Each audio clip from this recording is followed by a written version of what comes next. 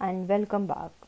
This is class 6, subject social science, chapter number 8 of civics, and the name of the chapter is rural livelihood. As we have covered all the topics in our previous lectures, lecture number 1 and 2, today it's going to be our summary lecture, in which we will summarize the all topics covered in lecture number 1 and 2. So let's see the topics to be recapitulated in today's lecture. Topics to be recapitulated are economic activities, second, story of Kalpattu village that we discussed in Tamil Nadu, number 3, types of farmers dependent on farming in Kalpattu, types of people dependent on farming in Kalpattu, that we discussed about 3 people, Tulasi, Sekar and Ramalingam, and we talked about the condition that they were living, they were earning their livelihood. Next we'll take story of Pudupet village, where the main task that they were doing for getting livelihood, it was fishing and terrace farming. And at last we'll take the homework. So let's start the topics. Economic activities. As I told you that 4 main activities that we can describe as economic activities. Number 1, primary activities. Primary activities include the production of the things those produce the raw material. Like we can take example of agriculture. In agriculture, we can take example of the production of cotton. That cotton further it is used for different other products as a raw material. So this is the primary activity. So primary activities, they produce raw material for manufacturing other material. And the examples, forestry, agriculture, fishing, all these can be there in this primary activities category. Number 2 is secondary activities. It includes the manufacturing work. The different materials, those are made there in different companies or the factories by using different raw material. That manufacturing work is there in the secondary activity. As we can take example, cotton we have taken as a primary activity, then making cloth there from the cotton, that is the secondary activity. The next is tertiary activities. It includes services, the services that the people give to different activities, that comes there in the tertiary activities. Number 4, quaternary activities. Quaternary activities, basically the new added activities these are, and these are related to the computer science or the software, different technologies those are coming.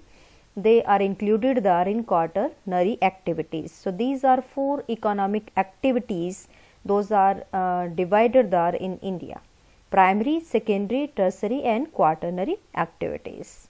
Now we are talking about the rural livelihood. The main purpose to describe these economic activities is that I want to say you that the activities those are performed there in rural areas, they are basically the primary activities, because we know that most of the people living in the rural areas, they are dependent on the agriculture, and agriculture is a primary activity. So let's discuss about the activities that the people in the rural areas they perform to get their livelihood. Ways of earning livelihood in rural areas means rural areas related to the villages. In villages, how the people they earn their livelihood or they earn their income for completing their daily needs. Farm and non-farm activities we can describe here in rural areas. Farm activities, that includes preparation of land for agriculture, sowing seed. After preparation, obviously the seed that is scattered or seed that is sown there. The next, weeding we can take, irrigation we can take, and obviously at last harvesting, when they cut their crops and they sell there in the market. So these all activities, they can be included there in the farm activities. Now the second main thing, that is non-farm activities, those are performed there in the rural areas. Non-farm activities are making utensils, making pots, brakes, fishing. So all these we can include there in non-farm activities. Clear? So if the question is there, explain the ways of earning livelihood in rural areas, there we can explain farm and non-farm both the activities. Clear? The next topic, it is story of Kalpattu village. As we have already covered this topic, that Kalpattu village, that is there in Tamil Nadu, and the main work that people do there, that is agriculture. Different type of crops they grow there, and along with it different other non-farm activities are also performed. So let's see again. Kalpattu is a village in Tamil Nadu. People of Kalpattu do farm and non-farm activities such as making baskets, utensils, pots, brakes, bullock carts, etc. So along with the farm activities, these some non-farm activities are also performed there by the people of Kalpattu village. Along with it, some of the services they are also found there, nurses or barber, cobbler. So these different services they are also found there in Kalpattu village. People of Kalpattu also provide some services like nurses, washermen, weaver, barber, etc. As I told you, crops grown here in Kalpattu, the main crop is paddy crop, means the rice crop, coconut, cotton and sugarcane. They are also found there in Kalpattu village. The farmers of Kalpattu, they grow these different type of crops there. And along with it, some fruits they are also described here, like banana, mango, orchard, they are grown there in Kalpattu village there in Tamil Nadu. So this is the work that the people in Kalpattu they do for getting their livelihood. This is all about the story of Kalpattu. Now, on the basis of the story and the different people, those are dependent on farming, they are also described there in Kalpattu, so that we come to know about different types of people working on the farm, how they get their livelihood. So there are three different categories are described. People on farm in Kalpattu. Tulasi, she is landless laborer. Landless laborer means the person who does not have his own land. So Tulasi, she does not have her own land. She is landless laborer, and these landless laborers they do the work on others' land. Second category, one example is Sekar, small landholder with 2 acres of land only. The second category, with the example of Sekar, it is described that he just has only 2 acres of land with him. That is really a small plot of land. Then third category, Ramalingam, who is large landholder with 20 acres of land, and as he is having the large land mass, or you can say large land owner he is, so he is the rich person, and along with this large plot of land he has a shop and a rice mill also. So here the condition of all these three type of people it is described. Now we'll discuss about all these. Tulasi, she was landless laborer, as we already talked about. She works on Ramalingam's field. Ramalingam who has 20 acres of land. So he hire different laborers there to work on his land. She gets less earnings as 40 rupees per day for the working. From the morning till the evening, she works there on the land, and she just gets 40 rupees per day. And these 40 rupees they are also not throughout the year. Only the months, the 6 months from June to December, when paddy crop that is grown, during that particular time they have the work on the land, and other time the other months of the year they do not have any work, and they are really forced to do the work on that less wages because they do not have any other option with them. Her husband Raman is also a laborer. He sprays pesticides, he loads sands from the river and stone from quarries. Means her husband also does the laboring work, and he sprays pesticide there in the crops for removing the unwanted different plants, unwanted plants there from the main crop. And he loads, when there is no work there on the land, he loads sand there from the river, stone from quarries. Quarry means mine. So he does that work also. They are very poor. By looking that complete condition, we can say that the family of Tulasi, they are really very poor. Even one of the incident that is described there in the book, that her daughter was ill, and in that condition they had to sell their cow for the treatment of her daughter. The second category, it is Sekar. Sekar has 2 acres of land. Her family does all the work on its own. He takes seeds and fertilizers as a loan from traders or money lender. He sells his crop to that trader only. So what condition they are describing, that Sekar has only 2 acres of land. So he does not require any of the labor, because the complete family members, they do all the work themselves, as only 2 acres of land they have. Sometimes if there is a need of any help, so these type of farmers, they help each other only. And he takes seeds and fertilizers, pesticides there as a loan from trader or money lender, so that they can pay that money on the time of the harvesting of the crop.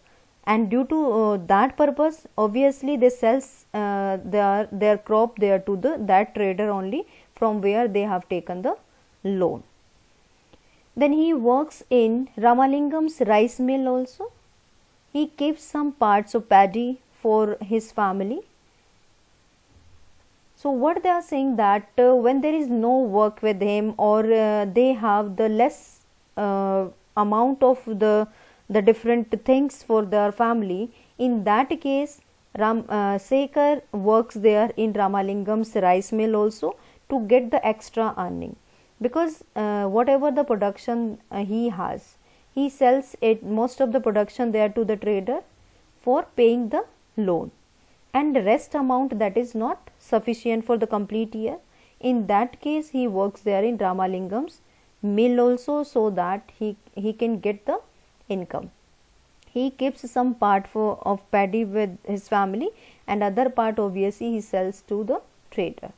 And sometimes these small farmers, they have the cattle also, so that they can sell the milk there in the market and get the extra income. This is the condition of the small farmers like Sekar. Now the problems that these type of farmers have. First one, they have to sell the produce to money lender at lower price. The reason, because they have already taken the loan, they have already taken the seeds or the fertilizers from that money lender.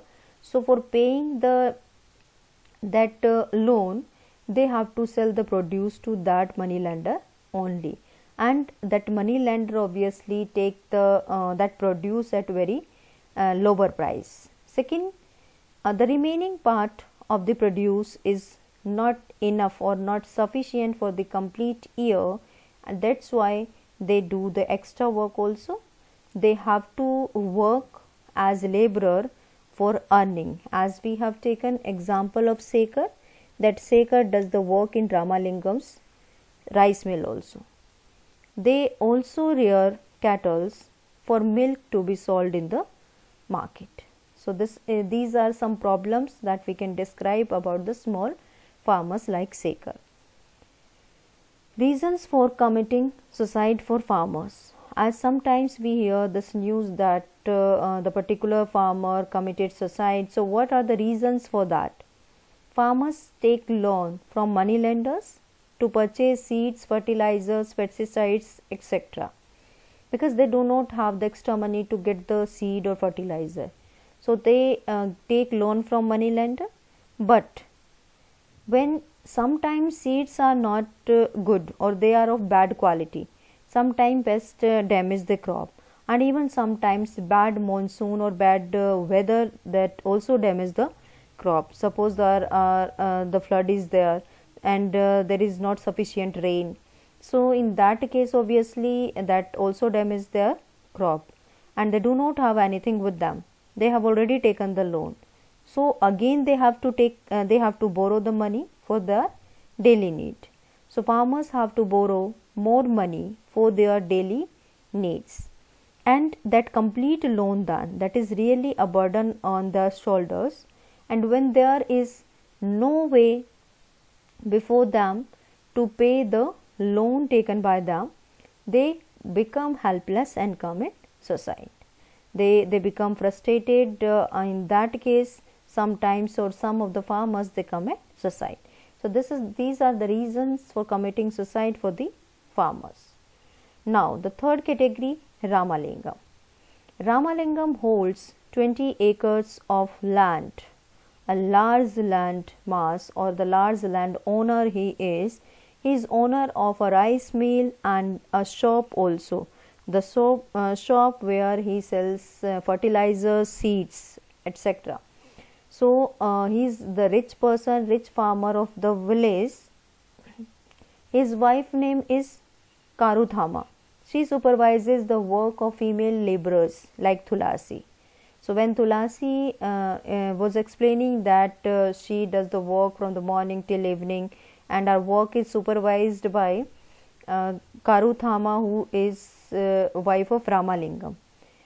They buy paddy from the village and the surrounding villages also. Then the rice is produced there in the rice mill. So this the complete work that is done there. And Ramalingam, that he owns really a large piece of land, 20 acres, along with the rice mill and a shop also. Now, as after looking over all three conditions, we come to know that there is inequality.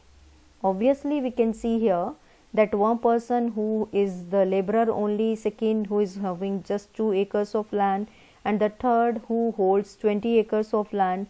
So inequality is shown there. So can there be any the steps can be taken to remove this inequality?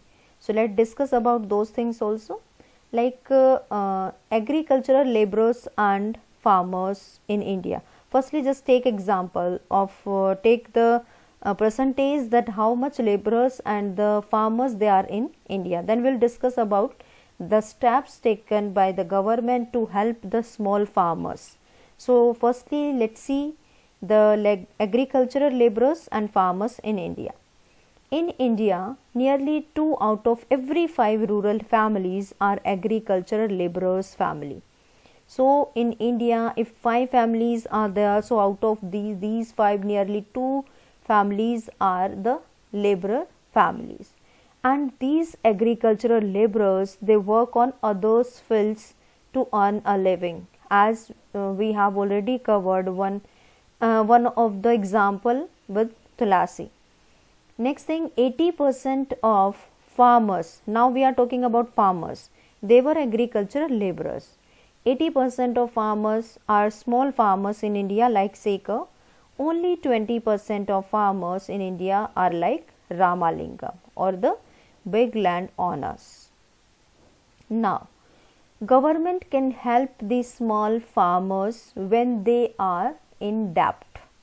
So the condition, as we already talked about, that there is not equality, and if you remember in previous lecture we talked about some of the ways also that government can take to bring the equality.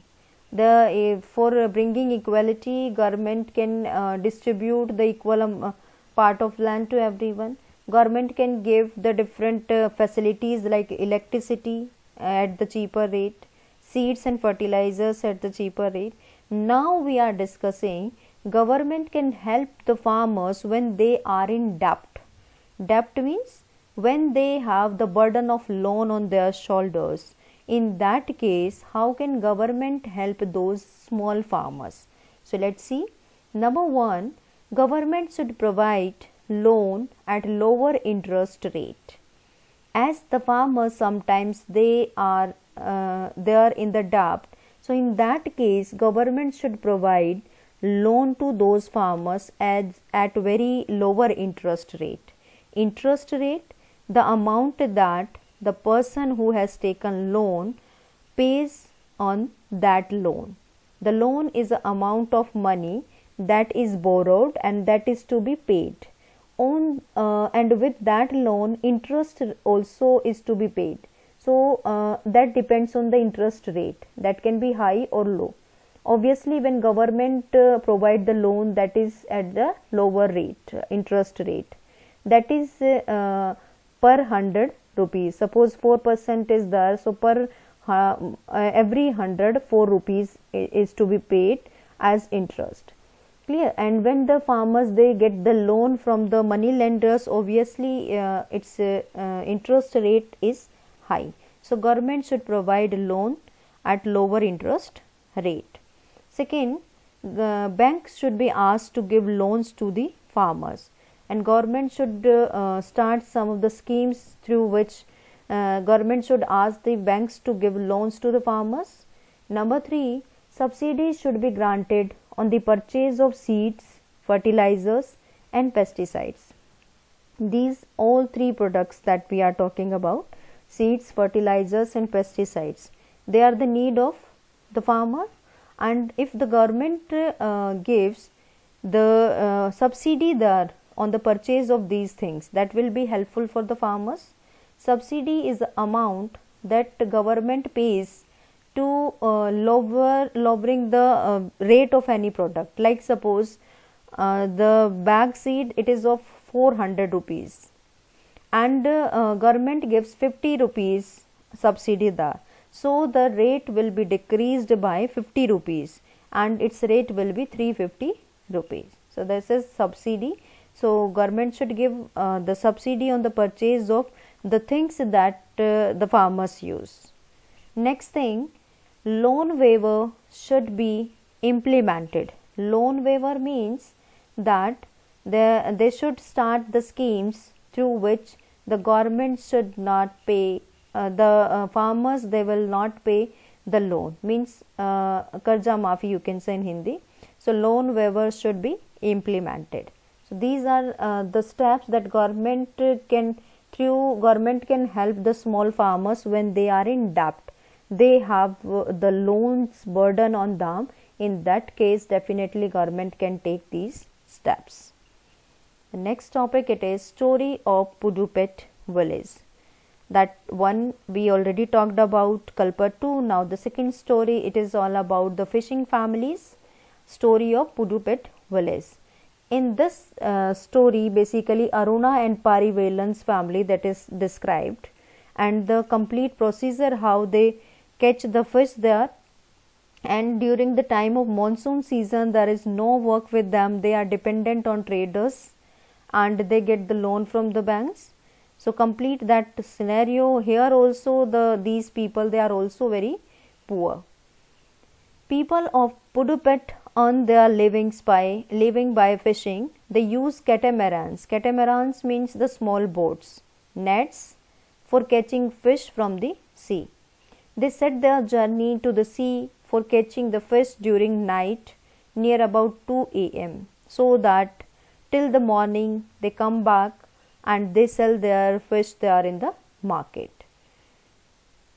In the morning, these fish are auctioned there in the market, or they sell their fish there in the market. They keep a part of their sale with them for buying equipment for fishing like net, catamarans, engines, etc. What they do, the members, those are included there in catching fish or selling them. So all those members, they distribute the amount that they get, and one part they keep for buying the equipments so that they can increase their work. Equipment means the things that are used there for fishing, like nets, catamarans, engines and sometimes for buying engines they take loan from the banks also, and sometimes that they take loan from banks even, as I already told. Now when there is monsoon season, at the time of monsoon they are not able to catch the fish, obviously, because that is the breeding season of fish, and that is really dangerous for them in during that period of time to go there in the sea. So in that case they do not have the work, they are dependent on traders, they get loan. So this is the again the story that they are also paying that loan to the traders by selling the fish when they are catching the fish. This is the story of Pudupet village. Now next topic is terrace farming in Nagaland. That is all about what is this terrace farming, and the example of Nagaland, it is shown there in the book. Firstly, what is this terrace farming? Cultivation of the slopes of a hill in flat plots stepwise is called terrace farming. When any of the hill that is cut down in the plots, and on those flat plots the cultivation is done, that is known as terrace farming. People of Chizami village in Fake district of Nagaland do terrace farming. The example that is given in your book: the people of Chizami village have their individual fields. They work on their own field, but they are also working collectively in each other's field when that the help is required. So this is the terrace farming, and the example given about Chizami village of Nagaland. So the topics we have recapitulated again. The example of Kalpatu village, farm and non-farm activities, small farmers' problems, inequality, how can government help the farmers, small farmers when they are in debt, then the story of Pudupet village, and at last we have covered the small topic terrace farming. I hope that all these topics you have understood. Now it's time for homework for today. Give an account of the ways of earning livelihood in rural areas. Here you will describe farm and non-farm, all the activities by which the people in rural areas they get the income. Number 2, what do you think the government can do to help farmers like Sekar when they get into debt? All the points you will cover here. And question 3, do question 6 of exercise in book. When you will see the book there, question number 6 is a table given there. In that table, both Sekar and Ramalingam, they are given, and you have to fill the details given there, that they required land, how much land is cultivated by these both, the labor is required or not, loan is required or not. So that table you will complete there in the book itself. Clear? So these are the questions that you will do. 2 you will do in register, and the third one you will do complete there in the book exercise. Now it's time for the homework solution of lecture 2.